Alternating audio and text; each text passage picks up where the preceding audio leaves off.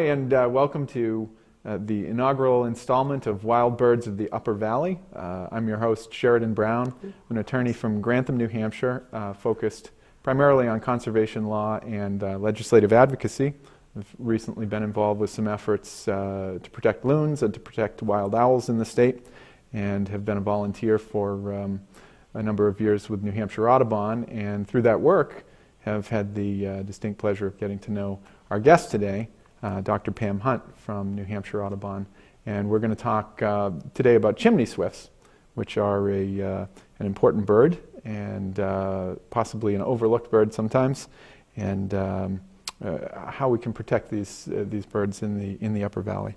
So Pam, let's start maybe with a little bit of an introduction of how you came to work with Audubon and some of your background. A little bit of background. I've been interested in birds for close to 40 years, and I ended up going to grad school for 9 of those years at Dartmouth and University of Montana, doing bird biology. So I've sort of been doing bird stuff for quite a long time. And I've been working at Audubon for 14 years almost, and doing bird conservation stuff mostly. I'm sort of the de facto state ornithologist for New Hampshire. I work with the Fish and Game Department on bird conservation in general, and sometimes specific species projects and things like that. So I'm kind of keeping my pulse on what species of birds are declining or doing well or whatever, and whether we need to implement conservation actions for them. Right. Fantastic. Well, you're certainly a great asset for us to have here in the state.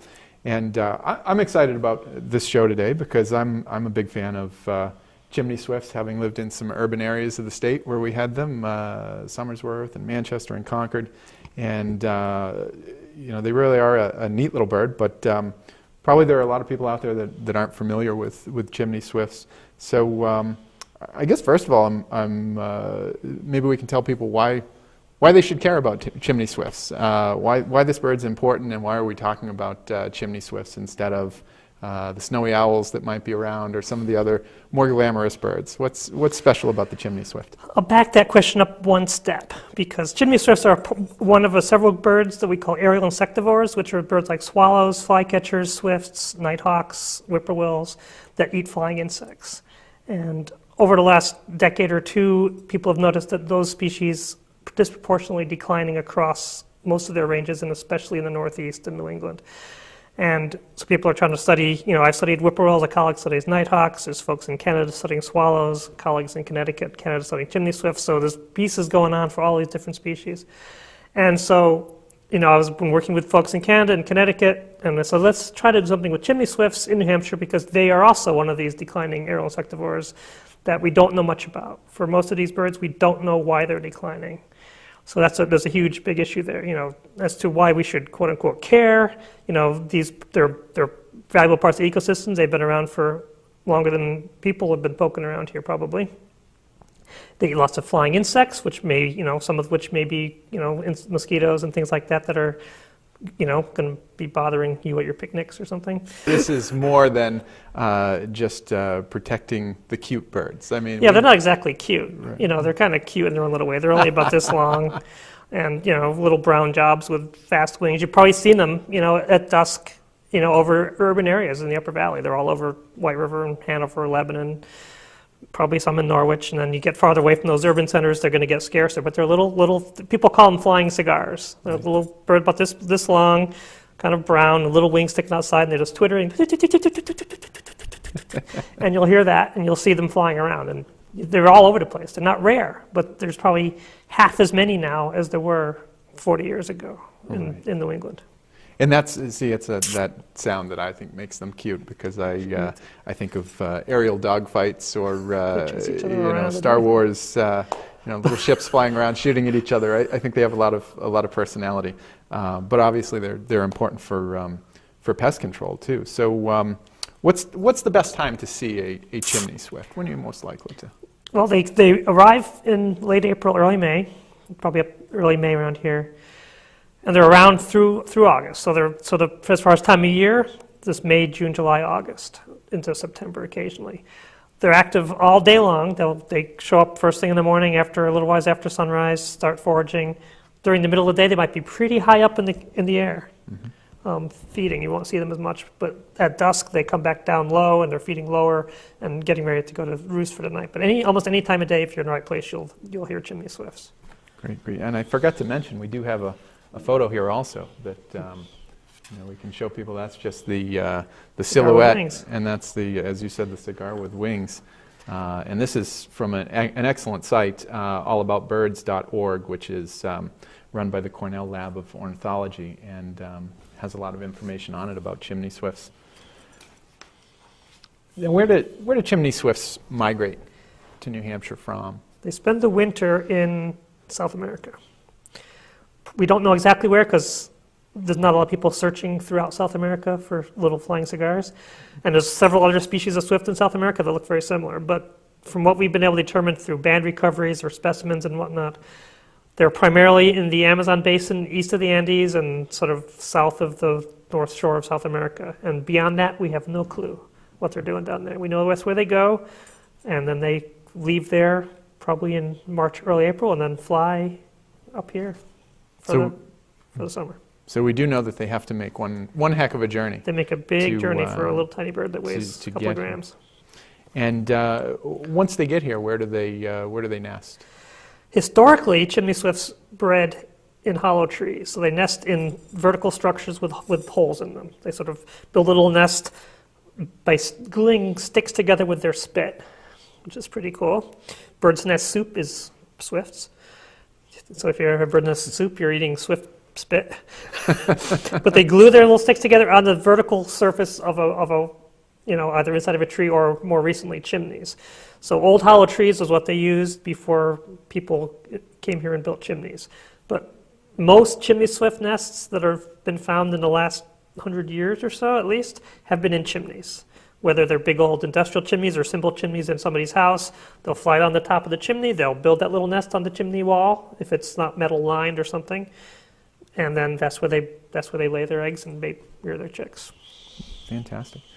And I may have to rethink my opinion on their cuteness if they're spitting all over their nests. So I don't know if we not want all to tell over them. people. They build it with spit. Then they don't do it. How dramatic has the decline in the chimney swift population been, and compared to other aerial insectivores? Yeah. As far as other aerial insectivores, it's one of the bigger ones is probably right in the middle. Some are declining relatively slowly. Some are declining really, really dramatically. Chimney swifts are kind of in the middle. I got a little graph here. Hold on a sec. This is chimney swift population trends from something called the Breeding Bird Survey, which is since 1966 to 2011 in this case of the data, from the Northeast, so from Virginia up to Maine. And you can sort of see the average, this is kind of like the number of birds per route, 25-mile survey routes.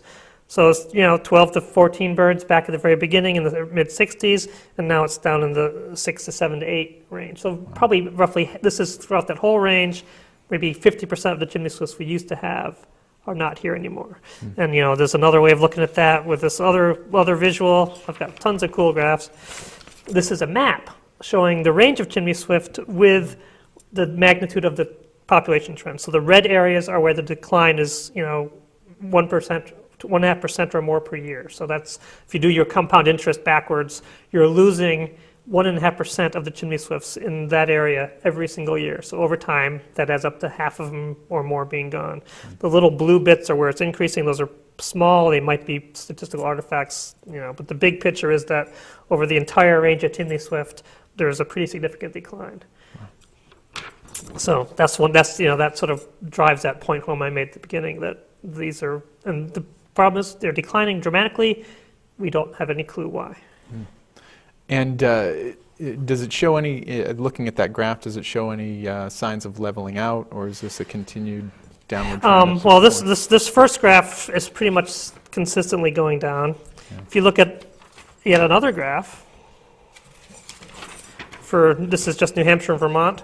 This is New Hampshire, kind of consistent going down. Vermont may be leveling off. The problem, of course, and we don't want to get into the numbers too much, as you get fewer and fewer, we're talking, less than 2 birds per 25-mile route now, it's going to be hard to detect trend. 1.5% of a very small number is going to be a smaller decline. So the numbers tend to go and asymptote, to use a big word.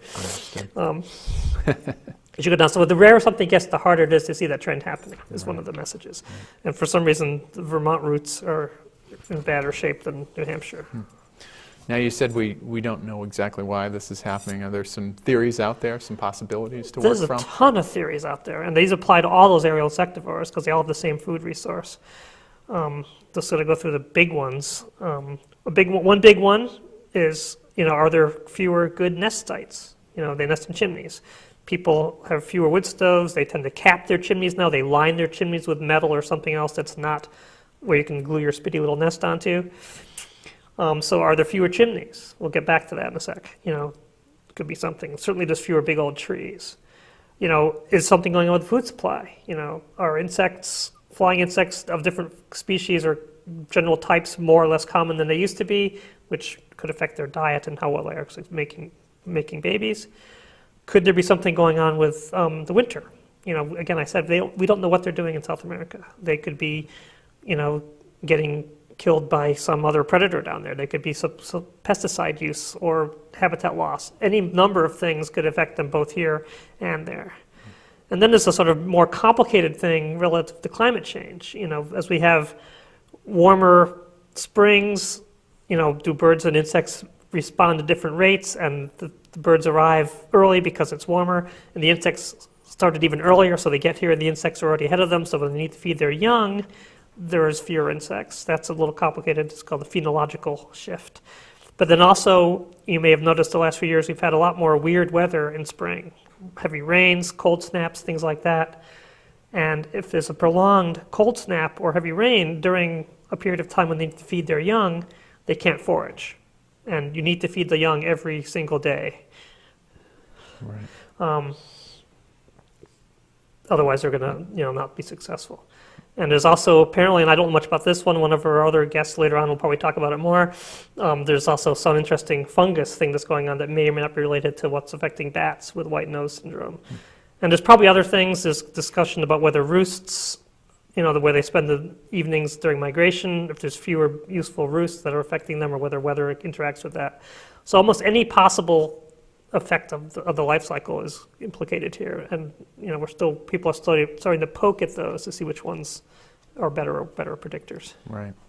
And with so many things going on, what's the next step? How do we, with a wintering habitat that's largely out of our hands and so many variables, what are the things we should be looking at next to try and save these birds? Yeah, there's a few things that are going on, and that we're hoping to move, get geared up into breeding grounds. Yeah, winter grounds, not worry about that. We'd love to get there and do some research of what's going on, but that's not something that New Hampshire Audubon is particularly willing to do, or probably any of our recent collaborators. It's a big logistical mess. But you'd probably have a lot of volunteers with the cold weather. Yeah, if someone can find the funding, we can all fly down to Brazil for the week and look for chimney swifts. It'll be great fun.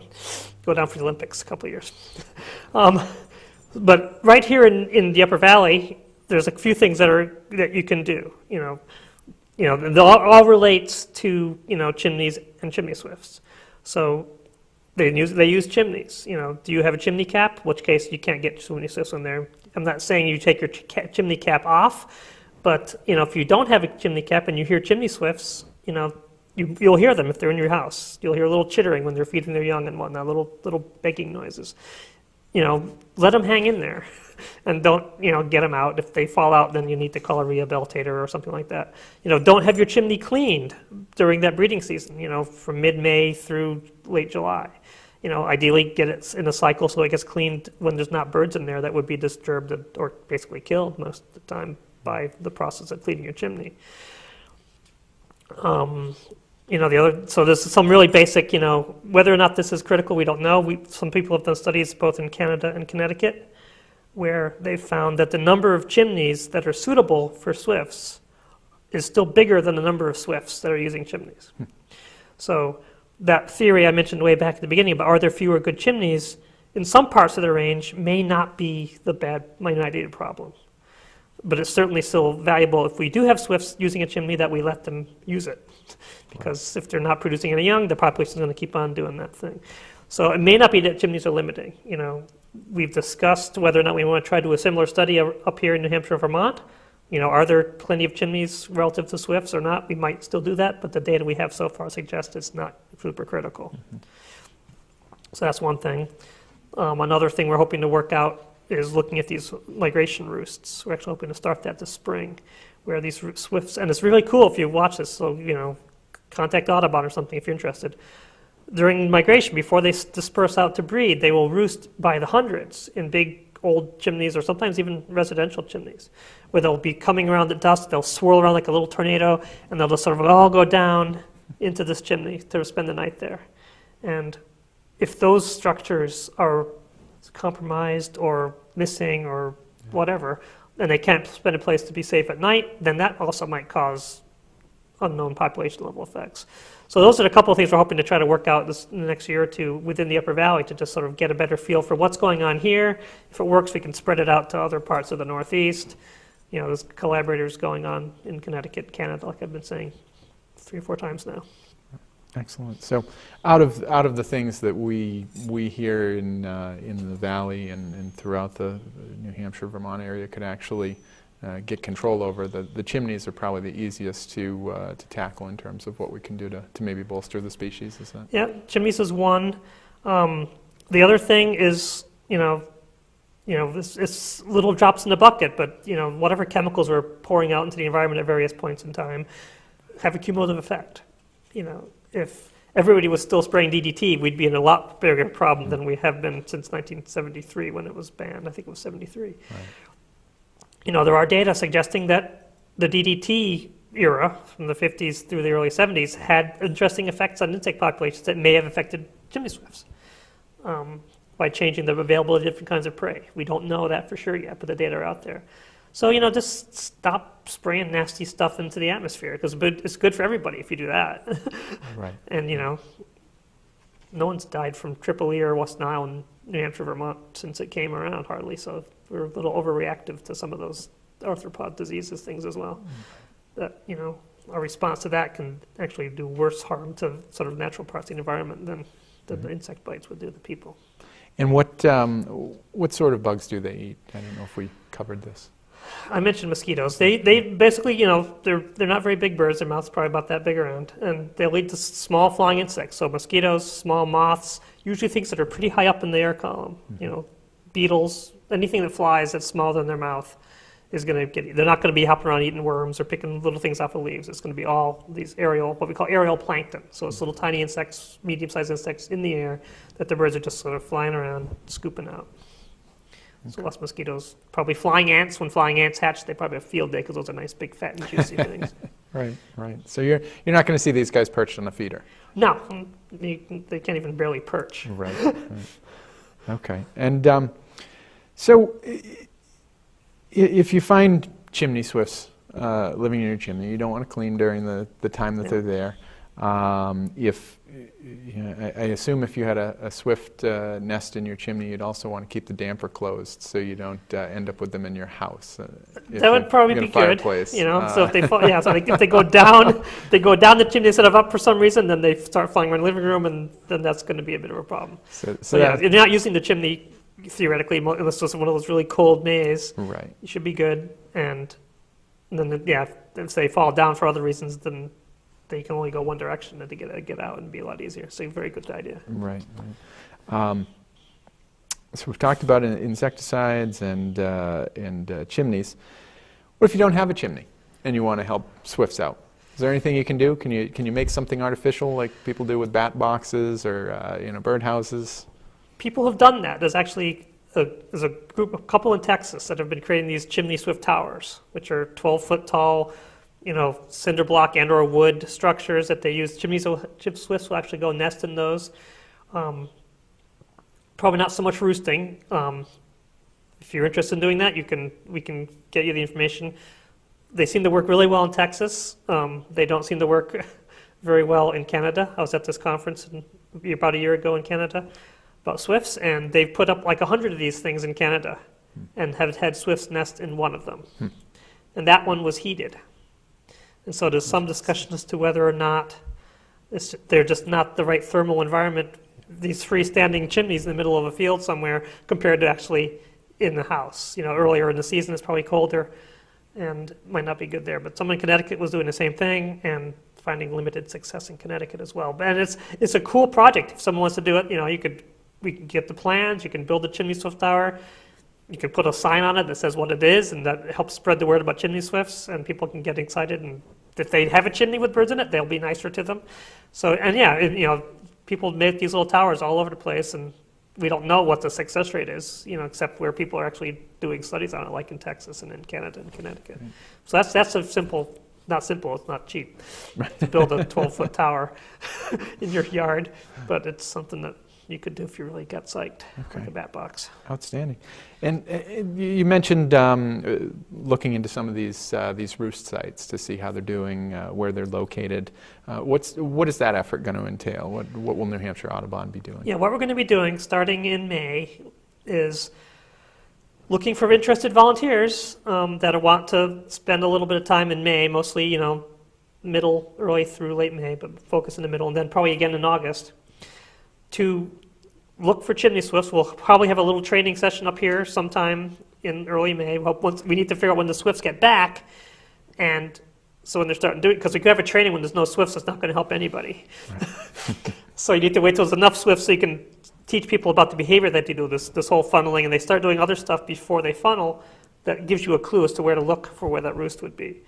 And hopefully we'll just have a few people. It'll probably start small this year, and this is what to look for. If you find a chimney, let's report where it is and then monitor that during that period of migration and how many swifts are using it, and then do it again in the fall. We can get an idea where these roosts are located, how many birds there are, and that will probably also give us an idea of where some of the nesting concentration areas are. And that's something anybody can do. If they hear chimney swifts in their house, they can let us know that they've got nesting swifts, because what's really cool to do is get an idea of what the characteristics of these used places are. What kind of chimney is it? How old is the house? Random stuff like that. That might give us an idea of, if something is less common than we think it is in terms of the appropriateness of nesting structures. Right. But the roost thing is going to be the big effort that we can try to coordinate across the state and into Vermont here. And if people do call New Hampshire Audubon, they don't need to be fearful that the bird police are going to come to their house. No, their species isn't endangered or threatened or anything. We're trying to keep it from getting that way. Right. So oh my God, you've got a chimney swift. Okay, you can't burn wood now till August. Hopefully you won't need to. It'll be warm enough. But it's just really just getting an idea of what's going on out there and getting a feel for things. And there's nothing, So we're not going to shut your house down. Right. So this is an educational effort and collaborative effort sort to of getting everybody psyched and learning stuff to know what we can do next. And people want to go to Brazil on their own time and look for chimney swifts, they're welcome to do that as well. Excellent. Now, to help with the monitoring, do you need to be a real experienced birder? What level of No, anybody can do expertise this. you need? As long as you can identify a flying cigar. Okay. Seems pretty and, easy. make sure you don't get them confused with swallows, Right. but their behavior is going to be very different, and swallows aren't going to start going down the chimney. Mm-hmm. So, anybody, school groups could do this. It's going to, there's a chimney swift roost in the old Lebanon Middle School that someone found last spring and last fall. Okay. So schools can, do this. The Collegiate Connecticut has built up a curriculum for chimney swifts. A lot of these old chimneys are in schools. And granted, the schools are going through June, so they won't be there for the whole season, but the roosts will be going on. They can watch the roost. The kids can have a great time. Excellent. And they can, get outside and do some biology as part of whatever other class activities they want to do. So yeah, schools could be great. Old churches often have these grow chimneys. There's all sorts of great opportunities for people just to see what's going on there in their community. Excellent. And you mentioned the middle school in Lebanon. Are there other sites that you would see as real high probability for having? It's been a while since I lived in the Upper Valley, so I've kind of forgotten. But there's one, there's the Rivendell School up in Orford that had a roost last year. And probably people probably know more than I do where these little old chimneys are. Sometimes these really big old industrial chimneys. I know there's one in Enfield at the old mill in Enfield. Whether that has a roost in it, who knows? But if someone went to look at the right time, few days in the right time of year, they can know. And we say, okay, yes, no, we can write it off the list and focus on where they actually are going. So a lot of people might not find roosts, but if they look in all the potential places, that gives us a better idea where things are and where things aren't. Right. So something we also talked about, if you did find a chimney swift that got into your house and was injured, you'd have to get that to a wildlife rehabilitator. And I think we're going to have a discussion with somebody in another segment about some of the challenges with those birds. But I did have the number of a wildlife rehabber in Lyme, New Hampshire, Catherine Greenleaf, which is 795-4850. And if anybody was in that position of having an injured bird, either a swift or any other bird, that they needed cared for, they are, even though not endangered or threatened, protected by law, and not something you'd want to try and raise on your own, because it probably wouldn't be successful. How do people get in touch with you if they want to be a volunteer, want to participate in this monitoring effort? Two ways. This will be scary, but here's my email address. So all the people listening to TV can now. It's very simple. It's phunt@nhaudubon.org. That's probably the easiest way, rather than being fun with phone calls. And then we can just sort of collect all those, and eventually, when we get the people going, we can just do mass emailing to everybody. More information is, if you're a member, in Audubon's upcoming spring newsletter. And if you're on either the Upper Valley birding list or the New Hampshire birding list, there'll be an announcement going out to that sometime in April to recruit interested volunteers. But that's, anybody who's interested, just drop me an email. I'll may or may not acknowledge it immediately, and it'll get put in a little pile, because right now it's February almost, and I'm not thinking about chimney swifts in any super detail because they're still happily flying around the Amazon. Excellent.